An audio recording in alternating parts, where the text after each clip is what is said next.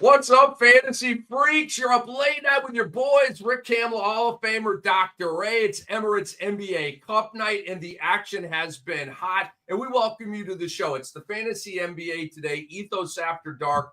What's up? We're going to break down the slate tonight. Look ahead to Wednesday. We got the must-add players of the night. We got it all for you, okay? We invite your feedback. We invite your participation, your questions. We're here to help you win titles, all right?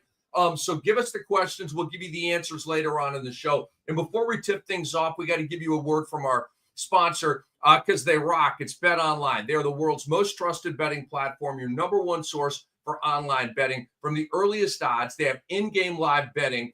Bet Online provides you with all the action and the ability to watch games as they happen and react to it and capitalize and monetize it, okay? With the largest selection of odds on everything from football, NBA, college basketball, NHL, UFC, and MMA. So head to Bet Online today to get in on the action with America's most trusted site for online wagering. Bet Online, the game starts here. Doc, before we dive into the games here in the Magic Man of the night, no way, Jose. Now, last night it was weird. We're live. The Pelicans are like, Jose Alvarado played 18 minutes, but he wasn't in foul trouble. Like, what is going on here? And Andre Lemouche, our great producer, gave us some intel that he had left the game. Boom, we have an injury, and it's a significant one. He's out 6 weeks with a hamstring strain. Doc, what is going on with the New Orleans Pelicans? I'll tell you what, there's some New Orleans voodoo going on with this team. Zion can't catch a break. Ingram can't catch a break. Trey Murphy can't catch a dang break. DeJounte goes from healthy as heck his whole career to, bam, injured in New Orleans. CJ McCollum's on the damn shelf, man. But our guy, Jose Alvarado, we found out now, Doc, that it was, in fact, an injury. So another gaping hole on this team. Wasn't just an injury, dude. 6 weeks. Like, that's a lot of time, man. And I feel bad. Like, I think CJ McCollum is coming back maybe within the next 10 days. So there's a little bit of light. But, man, I hope everybody held on to Brandon Boston. Brandon Boston is going to go off. There's no one left. It's like, I always say this, but it's like George Gervin and the Spurs in 1974. He was it. He was all they had. Brandon Boston's got to go nuts. I like the take, Doc. I really do. And I totally agree. You got Jordan Hawkins out. Herb Jones is out. I mean, it's just like this team is, it's a joke. It really, really is a joke. And not for New Orleans fans. They're like 3-8 in the standings right now. I mean, I was somewhat high on New Orleans coming in. I didn't think they were going to win the West, but I thought they, were going to be on the borderline of the top 6 and all. I mean, that's just all looks like it's flown out the window here. Doc, they would be top 6 if 6 of them were not out. Like it's bad, man. Like they are this year's Memphis, apparently. Good point. And the injuries have haunted Zion and Ingram, and so I don't know. I feel like there's an overall New Orleans thing going on here too. But Doc, let's slide into our Magic Men of the night and tip us off with that, man. Who's been, either your favorite player of the night or the best player of the night for you? I'm not going to say he was the best player of the night, but he might have been. The Atlanta Hawks shocked, and I mean shocked, the Boston Celtics in Boston. Last time they met, I think Boston won by 30. We're going to get into this game later. But Jaylen Johnson, my guy, 18 points, 13 rebounds, 10 assists, 3 steals, 1 block, only 3 turnovers, which is kind of a lot, but not for as much as he had the ball. That's not bad. And then you add in 2 threes, 8 of 17 shooting. Jaylen Johnson got it done tonight. I want to say, look, I'm co-signing all of that. Jaylen Johnson had a friggin' triple-double tonight, man. And look, I had the like I said, Doc, I was focused on that game. I had the Scalabrine Drew Carter call, and it's the one that they provided them on the multi-view I was watching on YouTube TV. But you're right, they were shocked. They were like, and they weren't like completely freaking out, like there's no way Atlanta's beating Boston. They like Scal was like, dude, I like Reece Shea, I like Dyson Daniels, I like Jalen Johnson, and I think we all do. Okay, so you're going with Jalen Johnson. I'm going to the same team, but a different guy, because I thought that as important and statistically bombastic as Jalen Johnson was, that Dyson Daniels would get my game ball. Okay, dude, he's go incredible. Ahead. Yo, sorry. So he's my magic man of the night. And it's for the fantasy gold, but it's also, think about this. All right, Dyson Daniels basically took over a game on both ends of the court, because you can't say that about Jalen Johnson. Like offensively, he was a supernova doing all this stuff. Defensively, he was good, but I mean, Dyson Daniels had 6 steals. Okay. He was a demon on the defensive end, a major, major problem for Boston. So he dominated on both ends. Okay. His stat line tonight, 28, 3 and 7 was his PRA, 6 steals, and he had 1 3.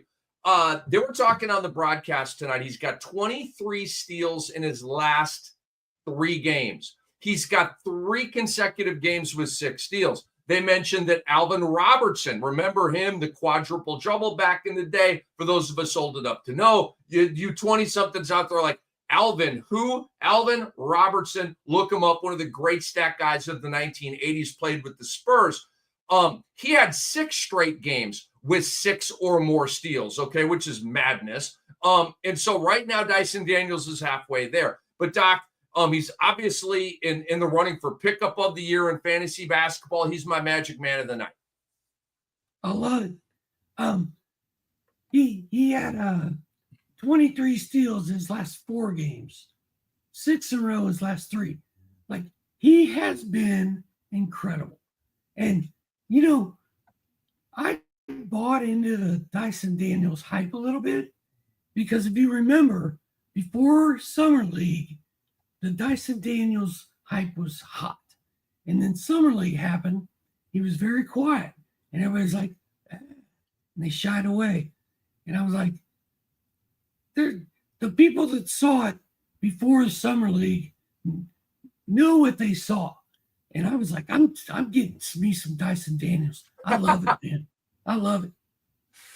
You're ahead of it, more ahead of it than me, because I wasn't really I thought Dyson Daniels would be 9 points, 3 rebounds, 5 assists, not even a 3, and 1.2 steals, like just a okay stat line. I didn't see this. And so, I take credit for calls that I made and some stuff I got right. I'm not going to sit here and take credit for Dyson Daniels. I needed to see some box scores, and then I got excited about Dyson Daniels. Let's just remember that Bogdanovich out.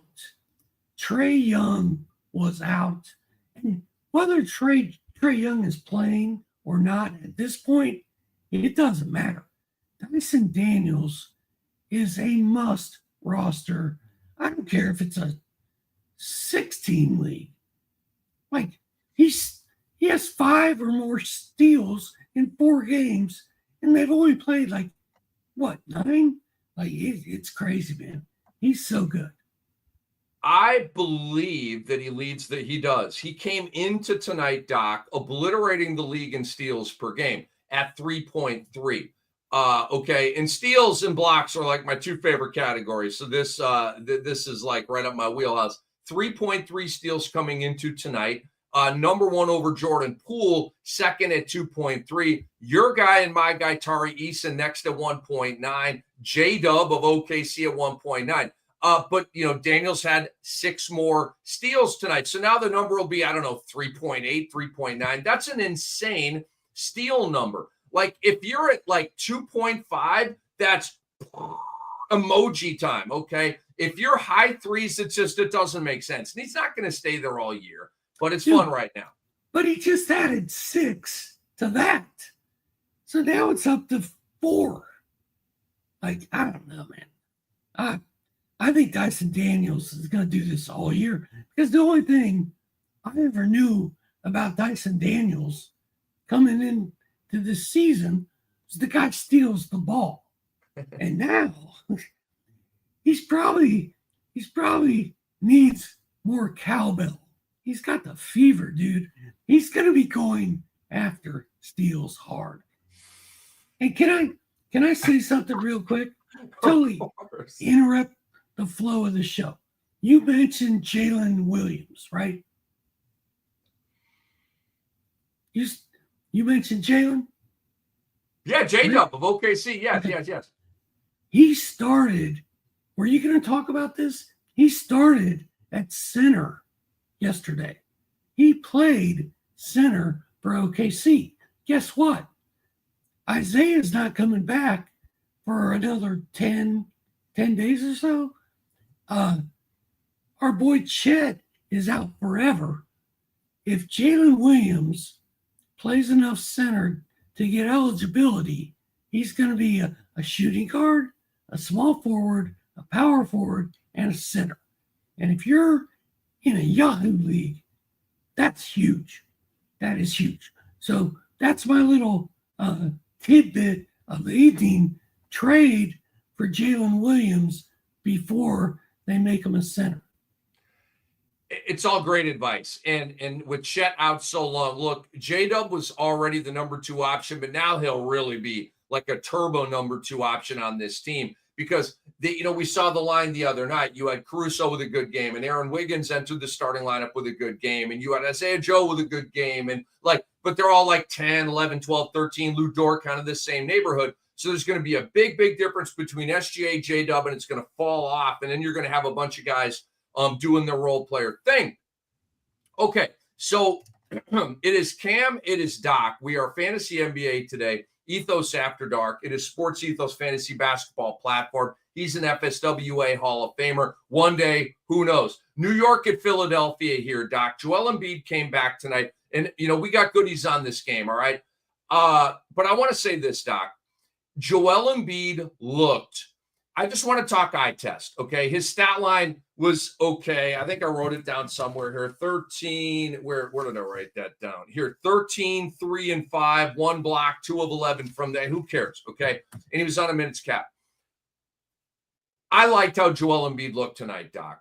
His weight was down. I didn't see flabby. I didn't see doughy. I saw a svelte dude. I saw, and you can tell in the neck, the shoulders, the upper arms, like if you're carrying extra weight. And I did not see that, Doc. That was very encouraging to me. He looks like he's in good shape. I liked how he was moving, okay? He was rusty. Didn't make shots tonight. It's going to come. He's one of the best shot makers we have in the league. But I was just really, eye test-wise, Doc, impressed with Joel Embiid tonight. He is healthy. Right? They held him out. They were very careful with him. Boom, he gets into the thing with the reporter, 3-game suspension. He's ready to go right now. This isn't all right, let's see how he is. I feel like he might have come back 4 games ago if he didn't get that suspension. So if I'm a Joel Embiid manager right now, I'm very concerned with, I should say, optimized by what I saw here tonight. If I'm a Joel Embiid owner, I'm terrified. Oh, yes, he looked okay. But that this is not going to last. He's going to get hurt again. And here's what I really didn't like about tonight. And yes, he was on a minutes limit, right? He's coming off an injury. He hasn't played forever. But this is the leader of your team. And yes, Tyrese Maxey was not there. But Karl Anthony Towns kind of dominated this game. And now, instead of being 2-7, Philly is 2-8. They get beat at home by the Knicks in a cup game, in a rivalry. I mean, I don't know, man. I don't have a good feeling about the Philadelphia 76ers. And yes, I agree with you. Joel Embiid looked better tonight than he looked in the Olympics. But I just don't like the scoreboard. I just see apathy. Interesting. I don't disagree with any of that. And I like that you co-signed, what you saw in Joel as well, but you've got other concerns with the team. And I completely basically agree with everything you said right there. Karl Anthony Towns, Doc, I don't want to get too crazy with MVP stuff and just throw that out there because time permitting, I do want to get into just a little peek at MVP because I came up with the top 5 last night. We didn't get to it. We may get to it tonight.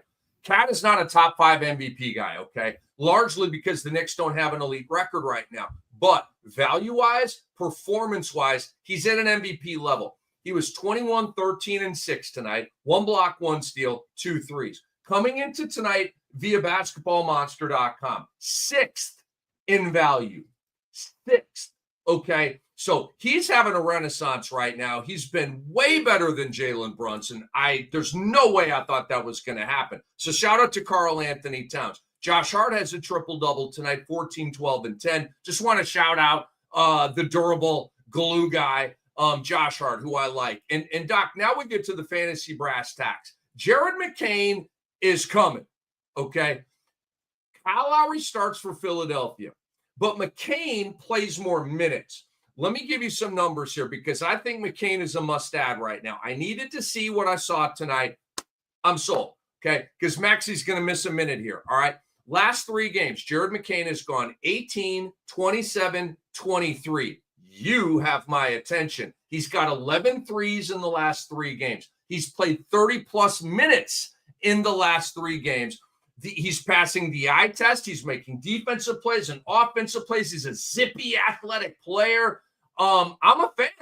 And I didn't watch him at Duke. I got to know him through the pre-draft process, seeing some video, not like the TikTok stuff that he does, but like watching him play ball. And he's a really good on-ball defender. He's a 1/2. He's a shot maker. He's a good basketball player, man. So is Jared McCain a must-add for you? He's close.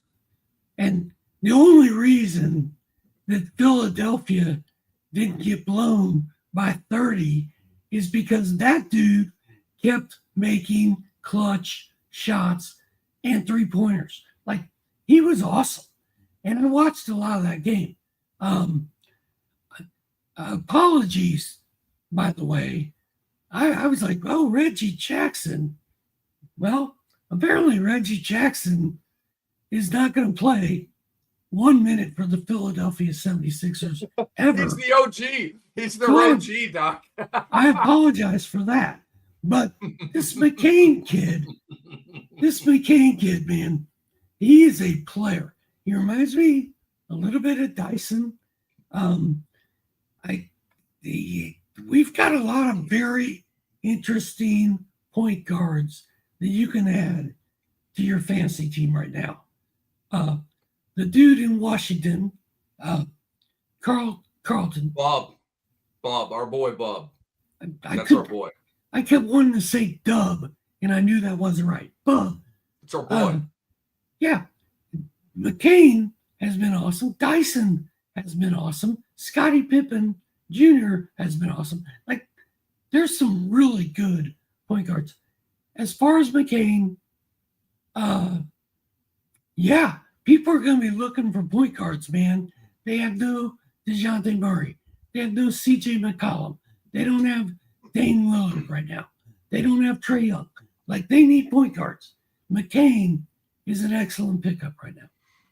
All right, so I wrote them down. We'll stack it at the end of the show as we kind of encapsulate, because we're going to be talking about a lot of possible ads here. All right, let's get to Atlanta at Boston.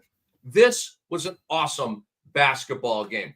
Golden State and Dallas right now. This game of the night is Klay Thompson's return. We're going to get more into the fantasy side of it. I'll give you an update here. Kevon Looney at the line. Dallas up 105-104 at Golden State. I told you last night, take Dallas plus the 2.5. We'll watch that as we move along here.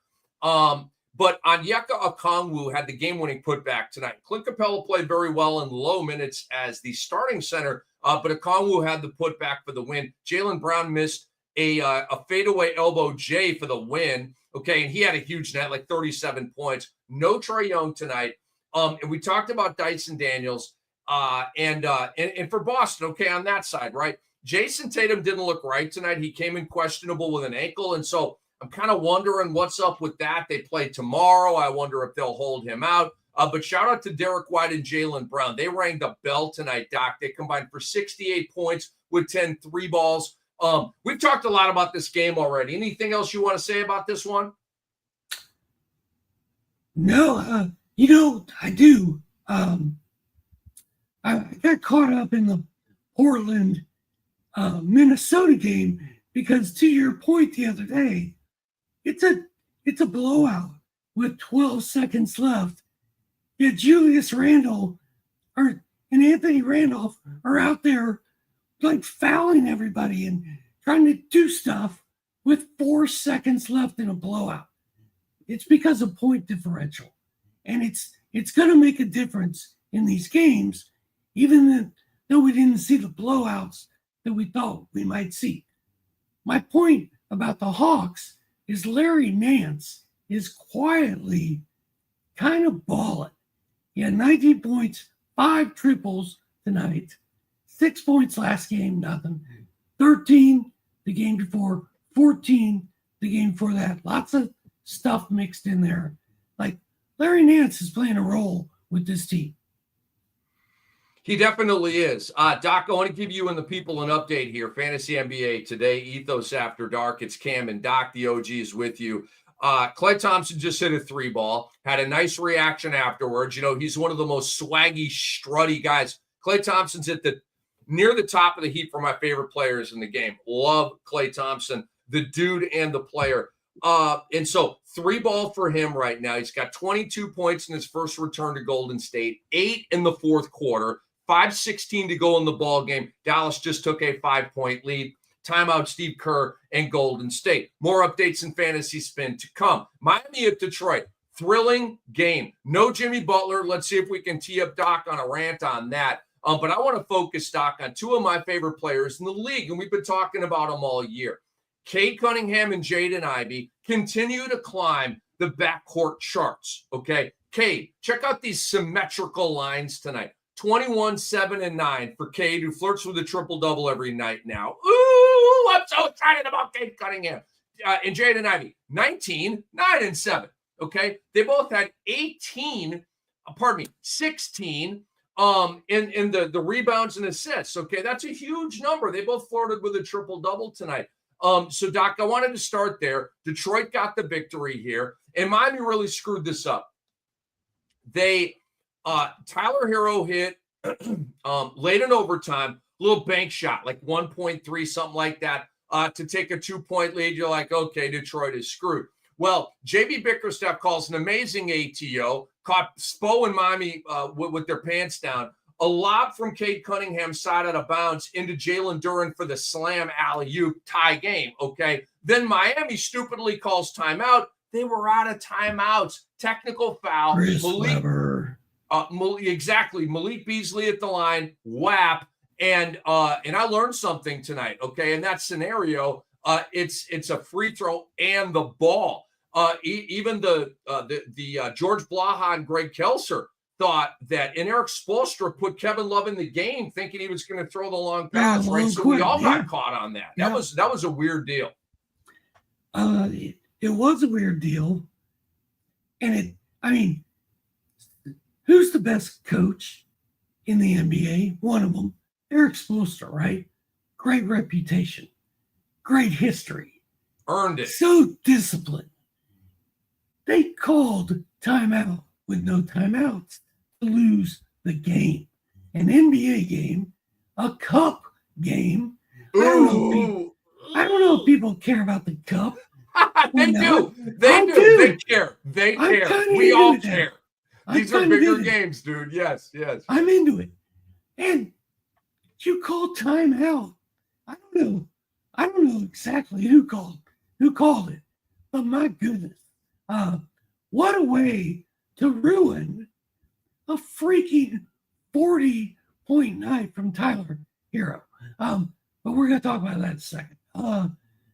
shout out to Tim Hardaway Jr., my guy, suffered a serious head injury tonight.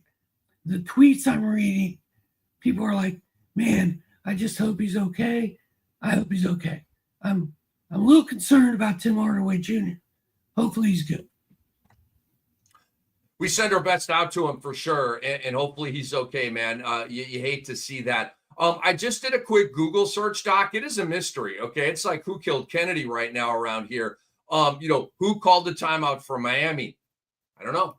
I literally just did a Google search on this on the broadcast. The Detroit guys, again, Blaha and Kelser, the legends up there in Detroit Rock City, were like, who called the timeout? I don't know who called the timeout. It's just like the Chris Webber, Michigan documentary, the Fab Five. Like, who called it? Nobody still knows, I don't think. So it doesn't really matter. I mean, they lost. They gotta make up some ground now.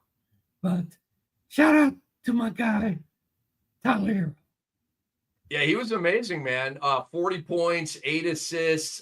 He took over late in the fourth quarter when Detroit sort of put the game to bed, and Tyler Hero had other ideas, forced overtime. And it was amazing tonight. And look, I mean, so Doc, before we move on here to Toronto and Milwaukee, and we will not belabor the point on that game, dreadful. But Jimmy Butler continues to miss games here. It's so refreshing, isn't it, Doc? You know what? I picked up Hubert Highsmith. Yes. Put him in my lineup. 9 points, 5 boards, 1 assist, 3 steals, 1 block, 1 3. I feel like I won the lottery. I feel the opposite of how somebody who put Terry Rozier into their lineup tonight when he shot 3 of 14 for 7 points. Ugh, brutal. Haywood Highsmith's got some interesting numbers, folks. Haywood, I said Hubert. And I'm okay with it. Is he a must-add? No, I'm writing him down here. McCain is way more of a priority here than Haywood Highsmith. That's a 16 team league. Right, a deeper type of thing, or a streamer, like on a light night, something like that. Terrific streaming option. Last 4 games has gone points, 19, 15, 7, 9. Okay, sketchy, but 10 steals over the 4 games and 31 minutes played in each of the 4 games. Okay, the minutes lead to all the goodies. So Highsmith's in a good spot. He is now starting over Nikola Jovic, who's had some moments for Miami, but overall, I'm like, Spo, what's up, dude? He's a bench player. Like, what are we doing here? I like Haywood Highsmith a lot more than Nikola Jovic, and so I think Spo's got that right. All right, Toronto at Milwaukee. No Damian Lillard. He's out with the concussion. Hopefully he can come back as soon as possible. Ryan Rollins out of nowhere gets the start. Completely kicked ass, had a bunch of steals and a bunch of threes. Then he got hurt and left the game. And so you can talk about as much of that as you want. But I want to talk about Brook Lopez because his numbers have been garbage of late. Horrible. And tonight he had a Brook Lopez game. Okay, so hope. And again, I know Doc is very invested in Brook Lopez. I'm very invested in Brook Lopez. I've got him on almost every team. I've got him on my Cam Dynasty team, okay? So tonight, 13 points, 7 rebounds, 3 assists, 3 blocks, 2 steals, and 2 threes. Oh, the Angels are singing because Brook Lopez is back, and hopefully he can keep this up. Yeah, he only hit 5 of 14 shots, which is not usually what I'm looking for from my center, but whatever. At least he put up some numbers, right? Bucks cruised in this game. They're such a weird team right now, man. Don't you think? Like, they are just bizarre. Rollins and Green and Prince all in the starting lineup, partly because Damian Lillard was out with a concussion, but Bobby Portis has outplayed Brook Lopez this year, and that concerns me. That concerns me. You're on mute. My bad, folks. I consider that a trend. I don't think that's a slow start. I think Portis is going to have a better year than Brook Lopez, but we just got to get Brook Lopez to a functional level. And if you know what I'm saying, and if Portis outperforms him, he outperforms him. But I do agree, and I think that is a trend, not a mirage. Steph Curry just hit a mid-range shot. We're under 3 minutes to go. Golden State down 4. Golden State's got the ball right now. And I know you got a lot of you guys who watch this game. Here's Clay or Steph for 3. He hit it from the right wing. This is a magic. 5 seconds behind me. Oh, I'm behind you. Okay. Yeah. I was always ahead of Antonio Daniels on Give and Go. I mean, we're doing live stuff, and he's like, dude, you're ahead of me. And then here's Luke and a Gafford stuffed at the rim by Draymond Green. What a block. All right, Golden State on the run. This is where it's fun. Corner 3 ball. No. Clay the rebound. Klay Thompson and Steph Curry. There's just a vibe in this game, man. I'm telling you. You guys are all plugged into it and stuff. 2 minutes to go, 1-point game. Dude, Draymond had a block in the first half. You saw it, Doc. I forget who he closed out on near the timeline on a 3 ball, saved it in for a run-out bucket by DeAnthony Melton. Dude, Draymond Green's where did this come from, Doc? We haven't seen Draymond Green play defense like this in like 2 or 3 years. I think he's fired up to play against Luke and Clay and Kyrie. I think it was Kyrie he got on that block. In fact, I'm sure it was. Draymond tonight looks fantastic. And the other thing about that game, first of all, I think we should just let you call the rest of the game right here, because that was awesome, dude. Like, I felt like I was watching NBA TV. God. Thank you, brother. Thank you. Steph Curry just hit an and 1, by the way. Okay. Went down the middle, little finger roll up. So Golden State is taking a 1-point lead. They're in a timeout right now. They'll come out. Steph will be at the free throw line. He'll bang a free throw with his mouthpiece in his mouth, and it'll be a 2-point Golden State lead. And after hitting the and 1, he went like, with his head like bobbing forward. Like this is a swag fest between him and Klay Thompson right now. And it's all love. Curry missed a free throw earlier. And the other thing I was going to say about Curry is everybody thinks of him as a 3-point shooter. Dude, he's one of the best passers and creators and finishers at the rack that we've ever seen. He's done some stuff just tonight where I'm just like, man, he's so good. But you just think of him as 3 points. Oh, he did a dance and did a chicken neck thing after that. Dude, I've said this for many years. He has the best celebrations in our sport, and it's not even close. It's like Terrell Owens scoring a touchdown, right? And jumping into the Salvation Army, deal at Dallas Stadium and all that. Like, he's got the best celebrations in our sport. All right. Hold on a second. It's did he miss the free? I guess they didn't call it an and 1. So I think I was wrong about that. But so it's Dallas ball right now, down 1 minute and a half to go. Oh, Clay, pump fake, 3 ball. No. You got to catch up, dude. Hit fast forward. No, I can't. Well, I guess I can now because I'm in the multi-view. I'll get out of the multi-view and go to the single shot here. I'm caught up to live, dude. I'm caught up to live. All right, so here's Steph working on the perimeter. Oh, man, Derek Lively on him. He drives, lobs. Oh, it's over the head of Andrew Wiggins, out of bounds. Dude, this is the good stuff right here. All right, let's move on here. Charlotte in Orlando. We'll keep giving you updates on this game. There's like a minute to go.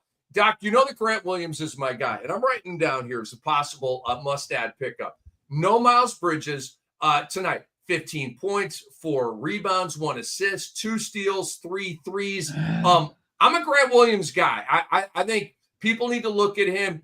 He's a PFC, or usually that'll be his designation. So power forward's a tough position to fill. Luka just missed a 3 ball, so now they got to play defense here. But what do you got to tell me about Charlotte and Orlando? Not a lot. LaMelo Ball's incredible game was thrown in the trash can by Brandon Miller, who shot 18 times and made 3 shots. 1 of 11 from downtown. Now, I'm a Brandon Miller guy. Like, I'm not down on Brandon Miller. I'm just annoyed that had he played well, this would have been a basketball game. Instead, it was a Magic blowout because Brandon Miller was throwing bricks all night. As far as Grant Williams goes, not really a great guy. But with no Miles Bridges, he's got to play. He's got to do stuff. I'm signing off. You're signing off as in you're I'm okay. signing off. I'm signing it into legislation. You're ratifying it. I understand. Ratifying it. Yes. Okay. That's cool. So again, I'm writing them down. We got McCain, we got Highsmith, we got Grant Williams. We'll stack it up at the end of the night here. I'm not saying drop everything and run to the waiver wire and get Grant Williams. I'm just saying look at his game log. Okay, the last 4 or 5 games they have been fantasy utility for us. By the way, Steph Curry just hit an incredibly dope crossover fadeaway 3-ball over Derek Lively, 4-point lead, night celebration, and then absolutely went ham with the "this is my house," blah blah blah, and at the camera. Like, he keeps taking his celebrations to an all new level every single time. Okay, 4-point game. Klay Thompson's got the ball. Wiggins just blanketed him, and whoa, is that a 4-point play? Grimes just hit a 3 and fell. They didn't give him the foul, so now they have to foul Wiggins. What are you waiting for? 13.9, they foul Wiggins, so he'll be at the line here. A chance to make it a 3-point game, but Dallas is going to get another swing here, Doc, after these free throws to try to tie this game, maybe with a 3-ball.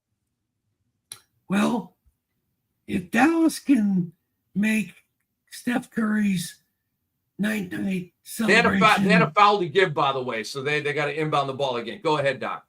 If Dallas can ruin this for Golden State, I would be very excited. You don't celebrate early. Like, I saw a clip today from like 25 years ago. They threw Gatorade on a coach of a Utah football game with like 2 seconds left. They kicked the ball and they ran all the way back, won the game. I mean, can you imagine being a Division I coach and having Gatorade poured on you and you lose? Oh. Let me give you Steph is at the line right here, hits the first 2-point lead. The biggest example, and Steph might have celebrated and done the night too soon because they're still going to have to survive a shot here by Dallas. By Luka or Clay. Or Kyrie. Kyrie. Free throw good. Are they going to call a timeout? They're not. Clay's going to inbound. It's Luka. 10 seconds left. He's got Wiggins on him. He's over the timeline, dribbling. He's still at the 3 line. He fades. He fires, and he misses. And the rebound comes to Melton, and the clock runs out. They don't even foul him. Golden State wins, Doc, 120-117. And guess what? If you play Dallas plus 2.5, you just lost by the hook. Oh, that's a bad beat, Dr. Ray, if you had money on Dallas tonight. That's a bad beat. I told people on ESPN radio today that Dallas was going to take that. So, yeah, I'm sure I've got people. I'll probably have people. Guido will be in my door tomorrow. Doc, let's just do an off for a minute, dude. Steph Curry is so freaking special. He is so freaking special. He is, Doc, I don't know if you're a guy that does top 10 rankings and all that kind of stuff. When Steph won his 4th ring, I bumped Bird out of my top 10 and put Steph Curry in my top 10. Steph has 4, Bird has 3. Steph has many other advantages resume-wise over Larry Bird. And it was controversial. I got beat up. How can you drop Bird out of your top 10? Well, who else am I going to drop out? I'm not dropping out Shaq. I'm not dropping out Wilt. I'm not dropping out Russell. Okay? So someone's got to go. And it was Larry Bird, man. But we just saw, in the Olympics with the Golden Dagger and all that. And then tonight, and he's having a great year. He's a core MVP candidate right now with Golden State now 9-2. This guy's so special, man. He really is. And I'm just sitting here imagining what some of these people, some of our guys that play fantasy are just like, dude, I'm just here for the fantasy. And you and I are just like going play by play, MVP, Hall of Fame, best. I'm taking Larry Bird off my top 10 list. I love it. I don't really care what anybody else thinks right now. As far as Steph Curry goes, man, like you can say anything you want about him, but he, like you said, best celebrations, one of the best personalities, one of the best faces of the NBA ever. 3-point, he changed the game. Whether you love the game the way it is now or hate the game the way it is now, he did it almost single-handedly. There are more kids out there with Steph Curry, with those little tiny Steph Curry jerseys than probably anybody in history, because he was bombing threes, putting people to sleep. And it's incredible. And then you watch him go to the rack and he just does insane, absurd stuff. And then his pregame warm-up is tied for me with Luka. They both are just out there around and doing cool stuff that you see at a Harlem Globetrotters game. Out. Oh, you're drinking. Yeah, I love everything you said right there, Doc. Just wanted to ooh and ah about it a little bit. And Klay Thompson had a terrific game, and they were all wearing the sea captain hat in the crowd. And it's been a hell of a night, man, in the NBA. It really has. So the dust is settled. All the games are final. Golden State 1-0 in the Emirates NBA Cup. Dallas with a heartbreaking loss here, but they will have a lot more to say about this tournament here moving forward. So, Doc, I want to talk about Phoenix and Utah here a little bit because Bradley Beal. All right, we bang on him and we're tough on him and all the games missed. Okay, he's already had 2 injuries this year. He has now playing through sort of a lingering right elbow sprain, which is haunting for a right-handed shooter. But Beal in these 2 games without Kevin Durant has been absolutely awesome. Okay, tonight, 24 points, 3 rebounds, 4 assists, 1 block, 2 steals with threes. The game before, 28 and 8, 2 assists, 1 block, 1 steal. He's been very consistently good with the stocks all year, which has been very fun to see. And it speaks of buy-in to the championship mindset that this team has right now. But shout out to Bradley Beal, okay? And I hope I'm not jinxing him here. We, cross your fingers, right? Brace for it. But I just wanted to shout him out, man, because I bang on him a lot. But when he does great, he deserves praise as well. He has been fantastic in these 2 games without KD. Well, and he went on a run at the end of last year. That was awesome. Like, Bradley Beal is a great player. I just don't trust him. But yeah, good point. KD being out is gold for Bradley Beal. And shout out to Royce O'Neal, who is somebody that is actually available in leagues. Only 2 of 8 field goals. He shot terrible the last 2 games, but the rest of the numbers are all there. And he's like a 47% field goal shooter over his career. So once the shots start falling, the numbers are going to be awesome, I think, especially as long as KD's out.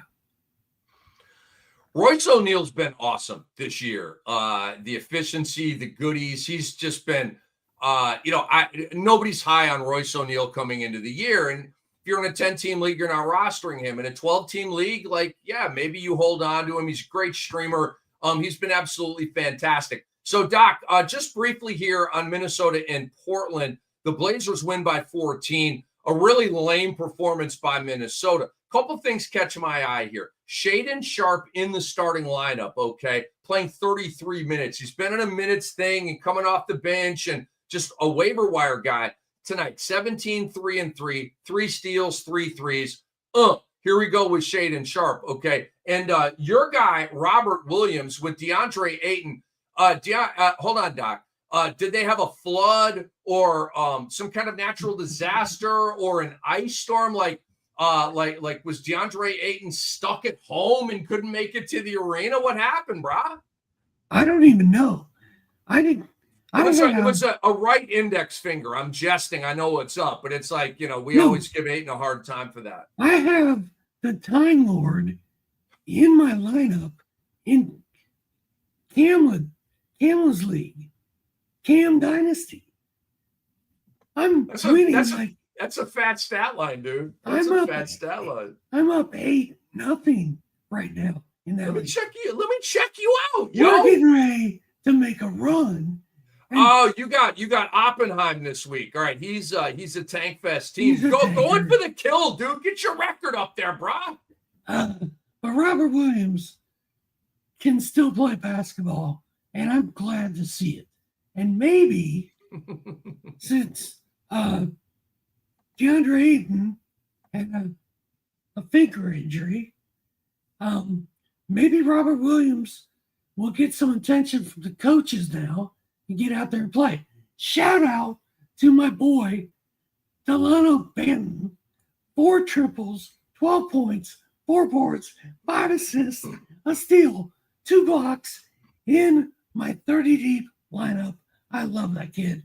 He started off so slow the first 2 games, and now he's part of what they're doing, especially when the full tank kicks in. All right, Doc, a little recap here of our must-add candidates of the night. And what I had here so far is McCain of Philly, Highsmith of Miami, Grant Williams of Charlotte. McCain is standing out like a lighted marquee on a dark New York City night. I would put Grant Williams next. I would put Highsmith next, but not a really waiver wire-alicious night. It just kind of wasn't, and sometimes it's like that. But McCain is the guy. If we got to give people one, must-add of the night, to me, it's Jared McCain. Okay, I agree with that. It's hard to argue. He had a great stat line. He played very well. But Andre, our incredible producer, has brought up a question. And let's talk about Robert Williams for a second here. Yes, DeAndre Ayton was out. When was the last time we saw Robert Williams matter on a basketball night? As far as a stats guy, we haven't. Do we have to go back to the 22 NBA Finals for the last time that we really cared about Robert Williams? I believe that we do. Yeah. I just like 23-24 his last season, and he did nothing. Okay. And then the year before, I don't know. It's been a while, Doc. It's been a while. Well, let's talk about this. 19 points, 9 rebounds, 3 assists, 3 steals, 3 blocks. He had 9 of 10 shots, 25 minutes. Going up against, it's only the 27-time Defensive Player of the Year, Rudy Gobert. I'll tell you what. Y'all keep an eye on Robert Williams. Rick, do you think there's a chance that he can stay healthy and do something in garbage time for the tanking Blazers? I'm not feeling this game. I'm not feeling it yet. Because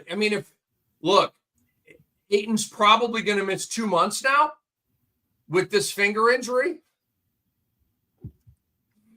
That was a joke. I have no idea how much time he's going to miss, but he had a big old right plastic brace over, and I think he had the middle finger. What do they call it? When you put the 2 fingers together. Anyway, I think he had that deal going. So there's something going on with his finger. I don't know if it's broken. I don't know if he's got an avulsion fracture. I don't know what's going on. He had a splint on. Thank you. I'm not a doctor.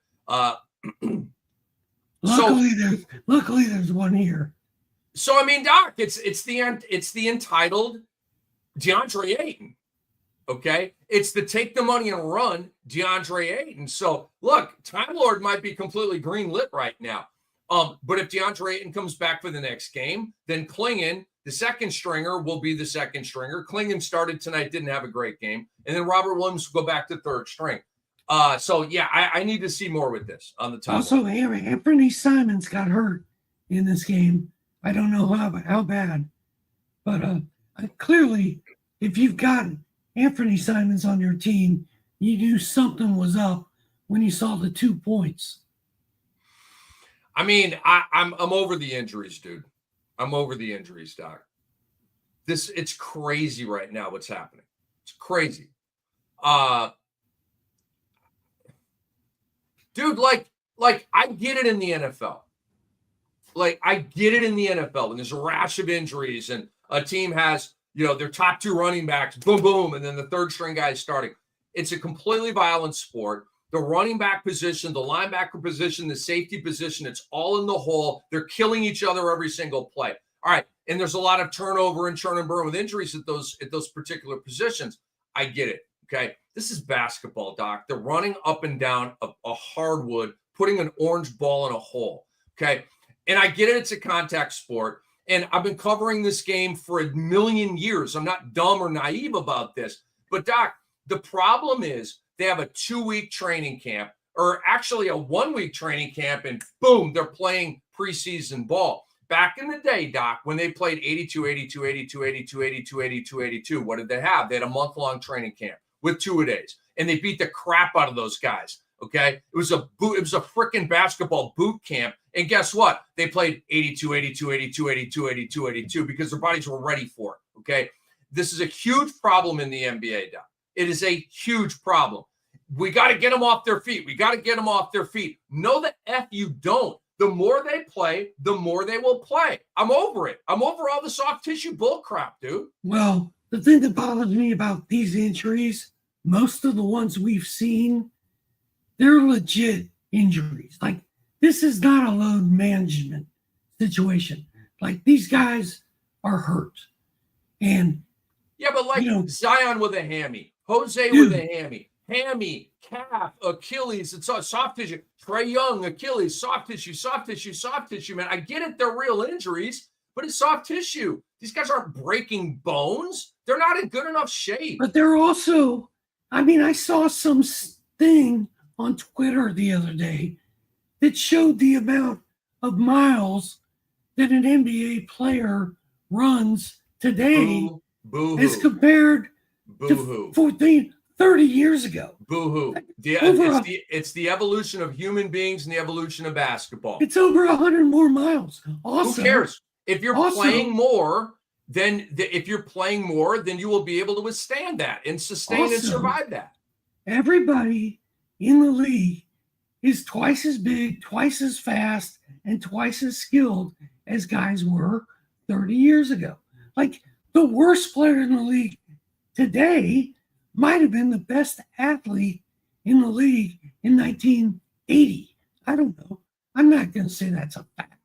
But the fact, the court, nothing has changed. Like, this game was set up a long time ago for little people.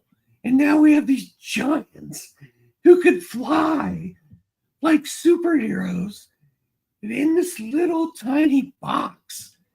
And they're getting hurt because they're too big for the arena. And maybe I'm crazy. I'm giving you the double. I finished your point. I don't want to cut you off. Just cut me off. I'm giving you the double Larry Brown hand wave. You remember Larry Brown at the refs back in the day? We're in the grade. I love me some Larry Brown. He'd give you the double hand wave. Like, that's a horrible call. I'm giving you the double hand wave on that. And I respect your opinion, Doc. I do. I'm just being funny here.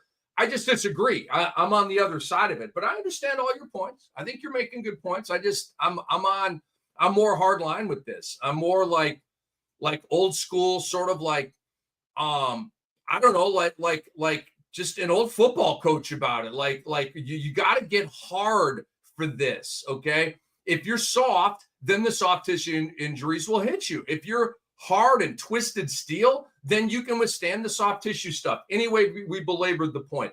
Doc, before we... Hey, I just saw Jalen Brunson's sprained ankle on TV. He's going to miss a couple games. He came back in and played. You know how adrenaline, and it's warm. That thing's going to swell up the size of a watermelon tomorrow. I don't disagree in that. It is just a quick Chicago at New York tomorrow, okay? And so I wanted to kind of talk about that a little bit and just bring it to your attention. If you're a Brunson manager, be on the lookout that you might need to make other plans tomorrow night. And it's a full NBA slate, so you'll have a backup point guard to put in for him. But just keep alive on that, okay? And in that matchup, just quickly here, Doc, you have 2 first-round centers in terms of value in this game. Karl Anthony Towns came into tonight basketball monster number 6. Nikola Vucevic came into tonight number 11 in fantasy value. So that should be quite the offensively minded center matchup there tomorrow night. Okay, let's talk briefly here, Doc, about the courts. We had the debut night of the Emirates NBA Cup tonight, and it'll be like Tuesdays and Fridays moving forward here. And we love the NBA Cup. We think it's very, very cool. I have one thing to say about the courts, but Doc, I want you to go first here. You actually ranked your 3 favorite courts tonight, and we get the vibrant, colorful courts here in the NBA Cup. What you got? Boston with the green and the fake parquet. Like, I just thought that looked fantastic. Then I've got Portland with the roses, like, swirled into the court. That was amazing. Like, that court looked incredible. And then I got the 76ers with all the blue and the Philly. And, again, I just thought it looked cool. And then I really liked the cup being the free throw lane for every court. And then the worst, I didn't like the Golden State court. I didn't like the Utah court. They were both gray and weird, and I thought they were the same and boring.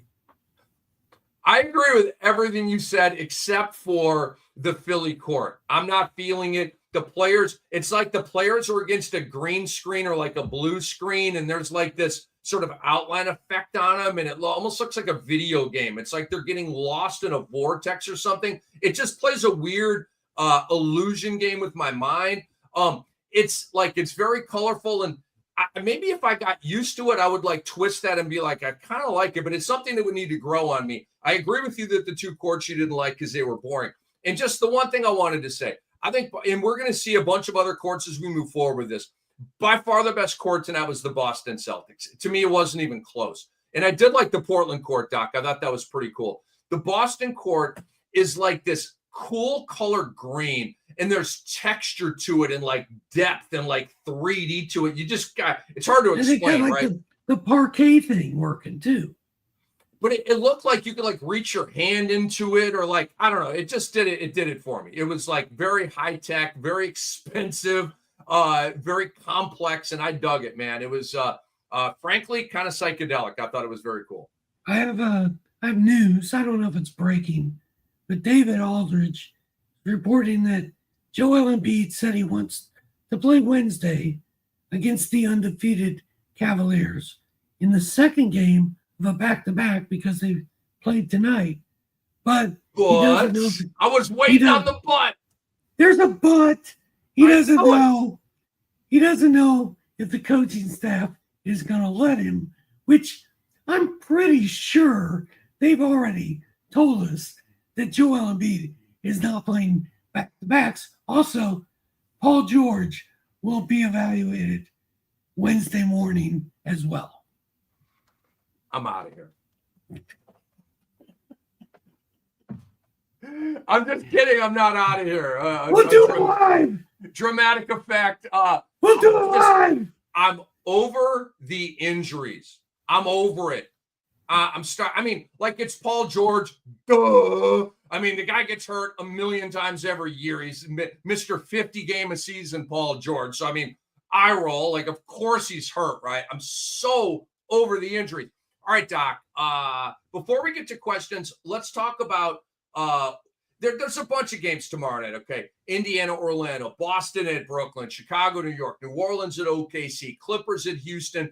Keep an eye on Fred VanVleet, okay, and the Amen Thompson thing. If you see that Fred VanVleet is out tomorrow, pounce on Amen Thompson, okay? Detroit's at Milwaukee. We have Washington and San Antonio. You get a little Wemby Sarr. Memphis at LA, the Lakers. Anthony Davis is going to play in that game. You get Minnesota at Portland in the second of the worst baseball series in NBA history or sports history, and Phoenix at Sacramento. So a huge slate tomorrow night. We'll be back on tomorrow night at midnight, breaking it all down. One more game I want to talk about, Doc, before we get to the questions here is Cleveland and Philly. Okay, you go first here. Cleveland's 12-0.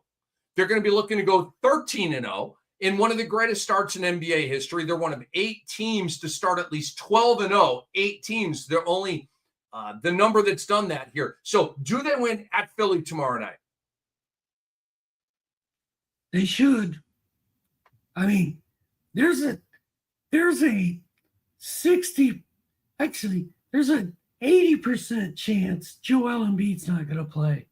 There's a 60% chance Paul George isn't going to play. But then, I mean, these are all NBA players. We saw it tonight with the Hawks. Anybody can beat anybody on any given night. I would be shocked if the Cavaliers do not win that game.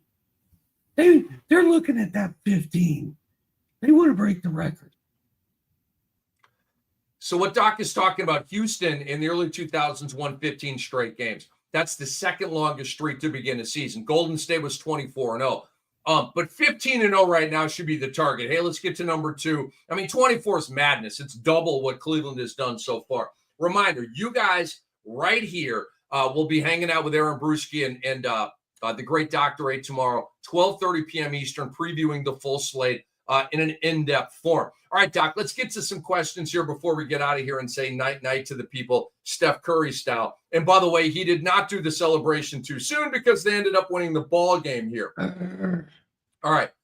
All right. Boom, boom, boom, boom, boom, boom, boom. Dan Risby asks, FVV or Vooch for the rest of the season? And I'm going to say, and I can't believe I'm saying this, I would not have said this a month ago, but I'm saying a man named Vooch.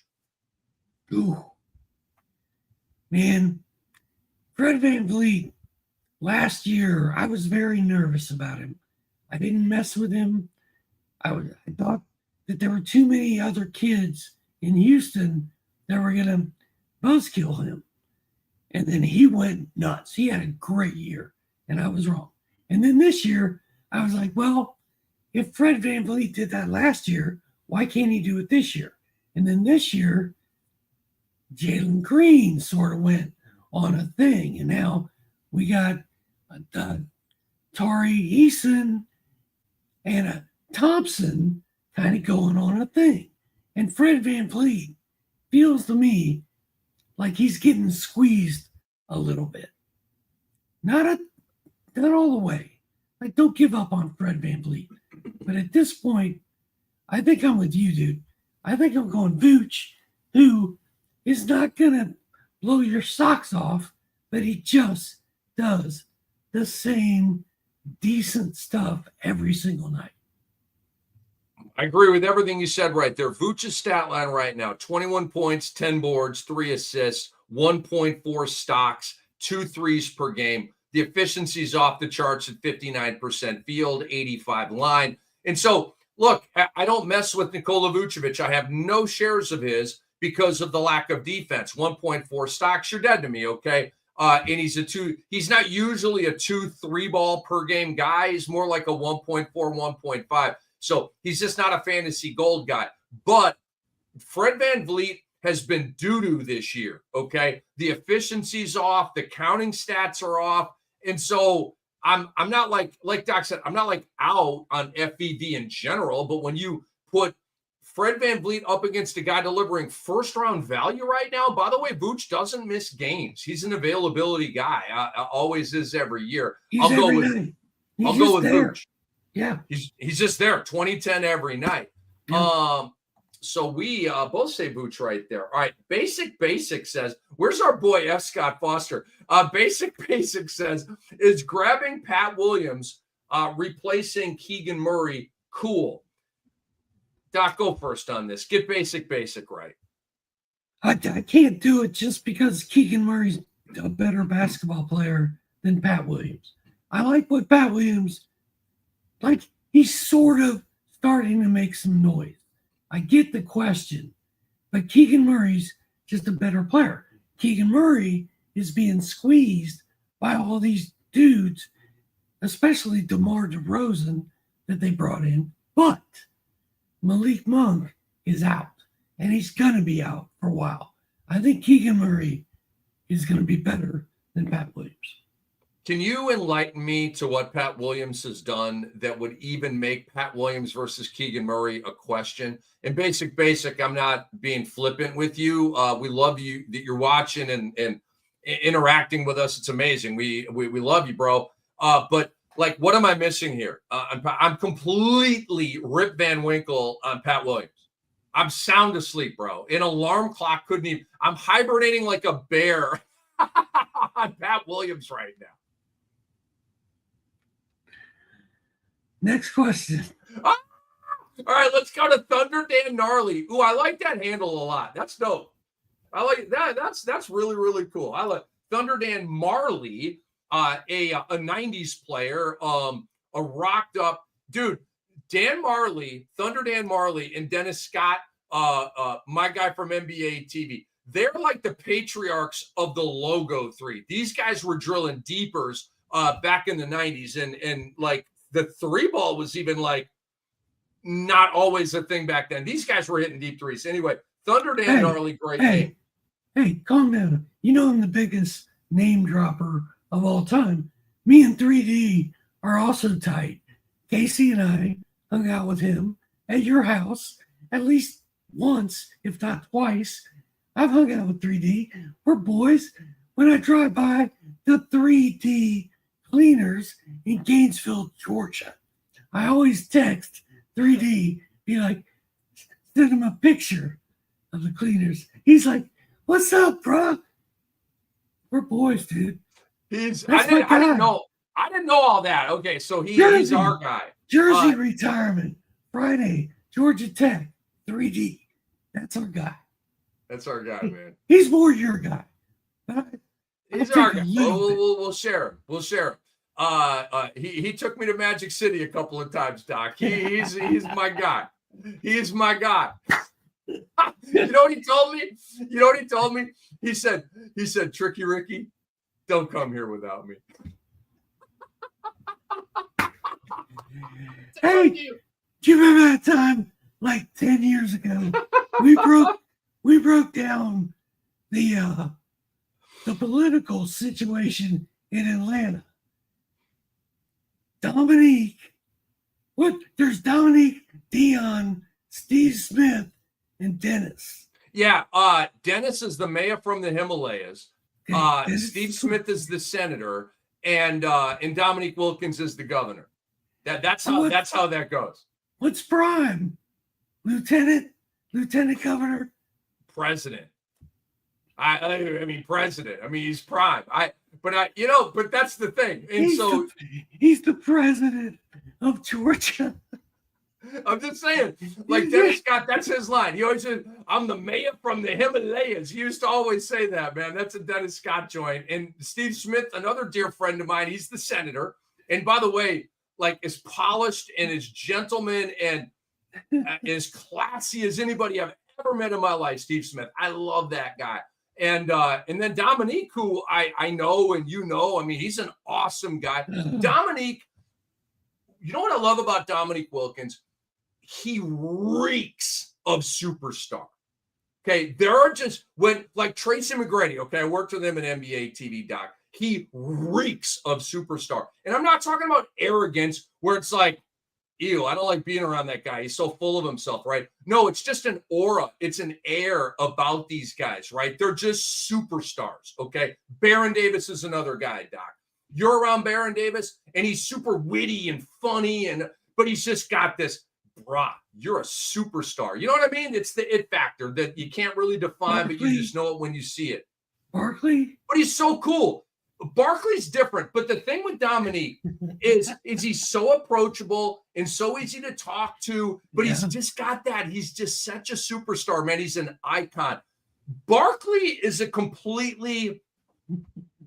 he's just a different dude, okay? He's a grown-up kid. I put him in a different category. I like that description of him, but do I get like that superstar vibe? It's the vibe I get from Charles Barkley is even north of that superstar vibe. Okay. Where like Dominique and Tracy McGrady and Baron Davis, you get like a normal superstar vibe off these guys. I know that sounds weird. Charles is a step up of that superstar vibe. And it's because of the visibility in TNT and all the commercials he's in. And he's just become bigger. You know what I'm saying? He's become bigger than life in that way. Yeah. He's just one of the A-listers on planet Earth right now. And you wouldn't say that about T-Mac or these other guys, that they're A-listers like Strahan and Brady and LeBron and like of that ilk. You know what I mean? So Charles is at another level. But I will say this, because I've hung out with Charles many times. He is literally the most generous guy I've ever hung around with, Doc. If you hang out with Charles and you reach for your wallet, he's like, don't do that.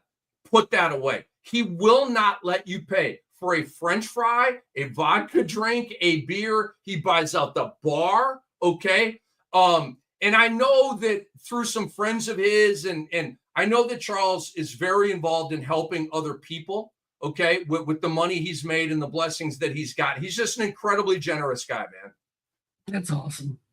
I don't even know how we got here. I hope people like this because I feel like this is awesome. I'm having so much fun. Me too, brother. Me too. I mean, we're talking about the greats of the game, man. I've been blessed to rub elbows and hang out and run around town a time or two with a couple of these guys, and it's very, very fun. All right, back to the questions here, Doc. Thunder Dan Gnarly. Thunder Dan started this whole road trip, which was good. All right, it was awesome. We didn't talk about Tom Chambers in the dunk. Okay, go ahead. Tom Chambers, I love it. By the way, Tom Chambers should be in the Hall of Fame. But I digress. Thunder Dan Gnarly asks, would you trade your Jokic? No. I'm not even reading the rest of the sentence. You read it. Go on. I'm not trading Jokic. Okay. For Wemby. No. You're not even reading it. No. A month ago? Yes. No. Wemby's been too choppy, too up and down, and Jokic is. I'm going Jokic, bro. I'm going with father. I'm going with Mr. Groundhog Day. 30, 15, and 15 every freaking night from that guy, man. It's a really good question by Thunder Dan Gnarly. I'm glad he brought this up. I have not seen what I wanted from Wemby. It's a fat line and a small line. It's a fat line and a small line. I'm kind of on the yo-yo. I'm kind of over it. Over it? You're upset with Victor Wembanyama.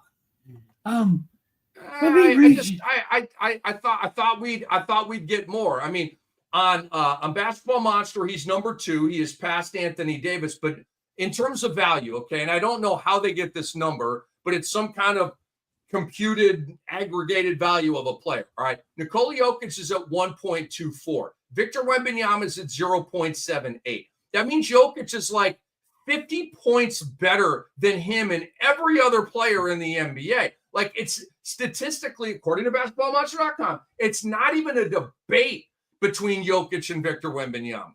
Okay? I agree with that right now. Right now, it's not. And I remember when Brewski and I sat around like 8 years ago being like, man, if Victor Wembanyama or if Nikola Jokic could get out of the gate and do something before Christmas, he'd be amazing. And that's what he does now. Wembanyama's numbers are 20 points, 10.5 boards, almost 3 assists, 4 blocks, 1.5 steals, 2.5 threes. I mean, we're 11 games in. Jokic is out of his mind right now. Absolutely. Would I make this trade right now? I don't think I would. Because I don't really trust the Spurs and what they're going to do with Victor. With Jokic, we know he's out there every single night trying to win a championship. I still don't even know if the Spurs are tanking or not. I'm not down on Wemby. I'm just not getting my money's worth for Wemby. And Doc's right, we got a long way to go. All right, we're about 10 games in, 11 games in, or whatever. Is Wemby going to finish the season? That's a question. Are they going to Cooper flag? That's a question. And is Wemby going to get more consistent? The stat line obviously is very, very good right now. It's elite, but it's not at Jokic's level. He's basically 30, 15, and 11 every night or whatever it is, it's just stupid, okay? And Luke is at 28, 8, and 8, which is good, but it's off of what we're used to him doing. So give me Jokic right now, man. And he's the MVP of the league right now when you combine the averaging a triple-double. Denver's winning. Here we go again. It looks like he's going to win his 4th in 5 years, but we got a long way to go. All right.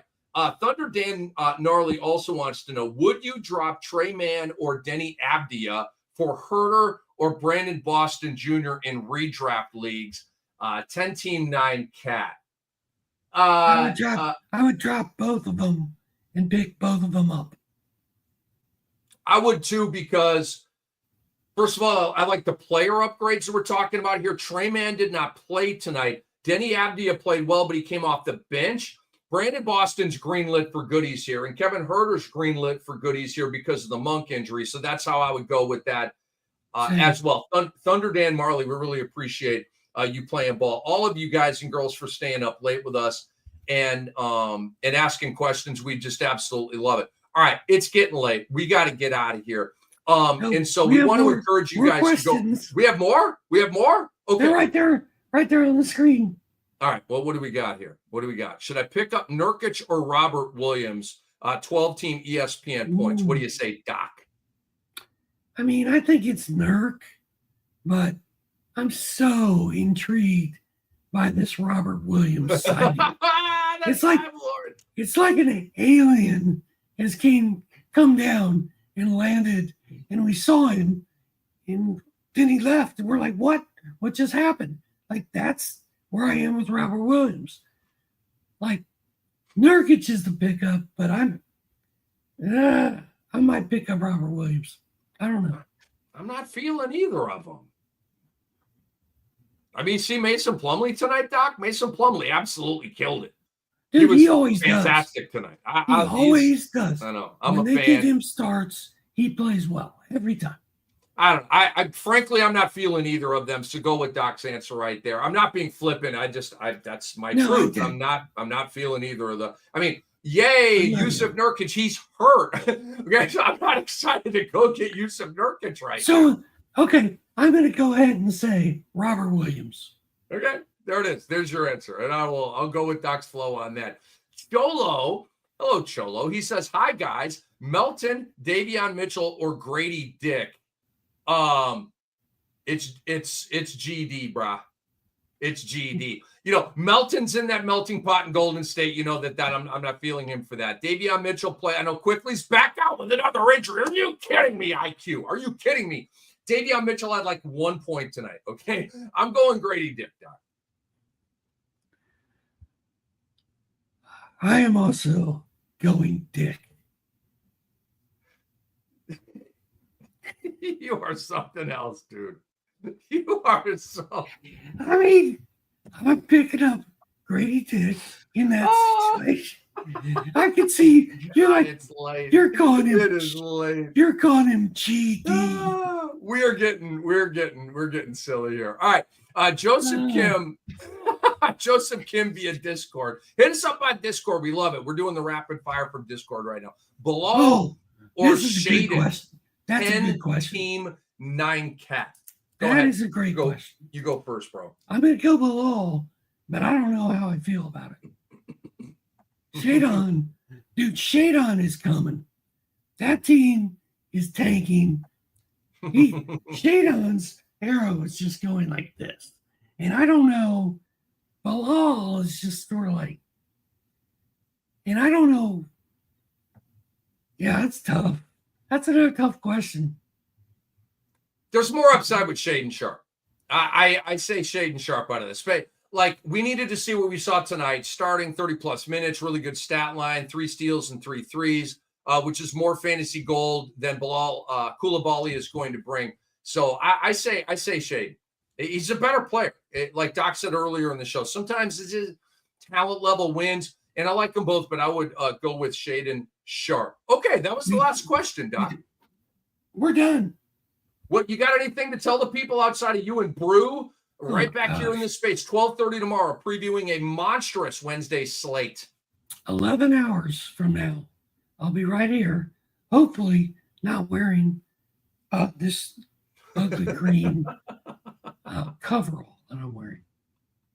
We will be back here Wednesday night, midnight Eastern time, okay, covering a full slate of NBA games. We'll have the fantasy goodies, the must-add players of the night. We'll look ahead. Maybe there's one game on Thursday, so maybe we'll treat that game a little bit and try to help you out, especially in head-to-head leagues where you're maybe looking to get, just some bodies in there to get some nickels and dimes. But we are out. For our great producer, Andre Lemouche, for Hall of Famer, Dr. A.K. Steve Alexander, I am Rick Kamla, reminding you that Fantasy NBA Today Ethos After Dark is proudly presented by Bet Online. We will see you soon. Peace.